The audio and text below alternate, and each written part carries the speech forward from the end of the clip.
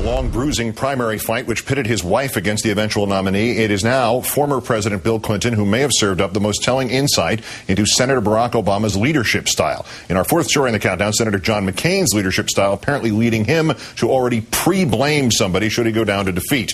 At the outdoor rally in Kissimmee, Florida last night, 35,000 people in attendance. The former president campaigned for the first time alongside Obama. He pointed to the two presidential decisions made by each candidate thus far, the vice presidential pick and their responses to the financial crisis. President Clinton noted that on the latter, Senator Obama sought the advice of economists, business icons, and other political leaders, including Clinton himself.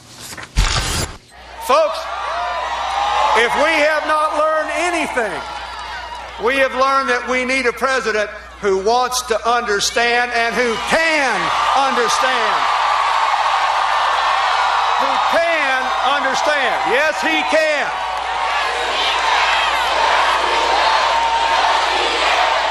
Now, wait a minute. The second thing, and this meant more to me than anything else, and I haven't cleared this with him, and he may even be mad at me for saying this so close to the election, but I know what else he said to his economic advisors. He said, tell me what the right thing to do is. What's the right thing for America? Don't tell me what's popular. You tell me what's right. I'll figure out how to sell it.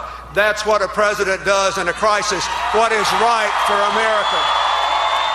And though President Clinton did not say so explicitly, the comparison was obvious. Senator pretend to suspend my campaign McCain had failed both of those tests. His vice presidential choice, a now rather constant thorn in his side. A pleasure to be joined tonight by the New York Times columnist Frank Rich. Good to see you in person, sir. Good to see you. Was that one nugget from Clinton worth the wait? I mean, the premise of the president who might, in this order, A, listen, B, contemplate, C, decide, and then D, announce to everybody. Well, absolutely. It's not only better for the country to have someone like that, but also Clinton is astute politically. I think when we look back on when the McCain campaign started to really run downhill, it would be these two hasty decisions that were political. Sarah Palin and that incredible circus he staged in Washington where he, quote, suspended his campaign and threatened to hold his breath if there were a debate.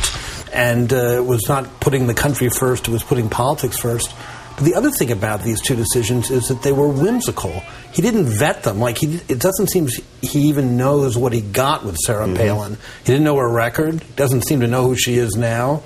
Maybe he's already working to forget her. But it's just sloppiness. It's like the Joe the Plumber thing today. They just can't get a two-car parade going. There was something else in there that I thought, watching that last night from Kissimmee, that Clinton pointed out. The diversity of the crowd. It's a nice, polite way of saying something that is part of something unpleasant, I think, but true, I think.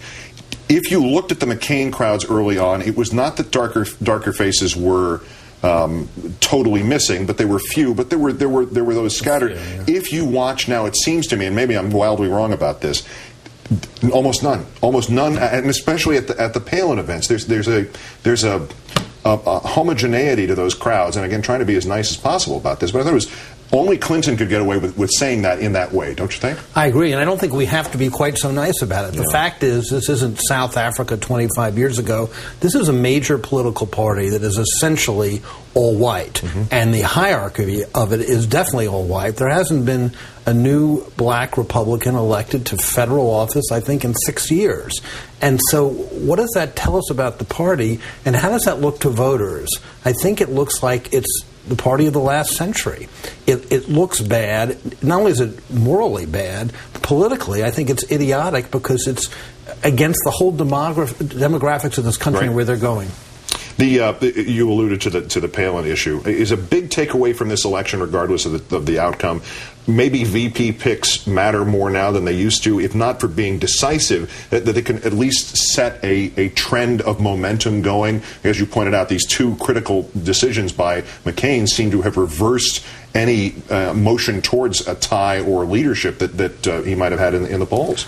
The Palin pick is fascinating because originally it was thought to be this wild success, both by the Republican Party, by McCain, and also by the media. Now it's blown up in their face, and I think it has set a new precedent. Usually vice presidential picks don't matter much, but in this case, I think it established a template for erratic decision-making, whimsical decision-making that haunts him in everything that's happened since. And as ye sow, so shall ye reap. I mean, we've heard diva about her, whack job, going rogue, and those are all from inside the McCain campaign. That's not me talking or you writing. Roger Simon now at Politico today is suggesting that the operative word will be scapegoat, that McCain has suddenly dawned on him it's all her fault. As if he didn't pick her after, one meeting and one phone conversation and no vetting? That's preposterous, and it won't fly in the aftermath of this fiasco. But why, as she seemed to be looking forward towards 2012 and making statements that seemed to be off the reservation relative to what the campaign wanted to do, and that was looked at as bad politics, why would McCain, why would anybody in their campaign voice aloud the idea that we're going to lose on Tuesday and here's who's at fault? Why not hold it in till Tuesday night? I think, if the Titanic is going down, they're all just throwing each other overboard, and that's what we're seeing. Well, I hope everybody can swim. Frank Rich of the New York Times. Great thanks. Thank you. Keep your fingers crossed. Thanks, Frank.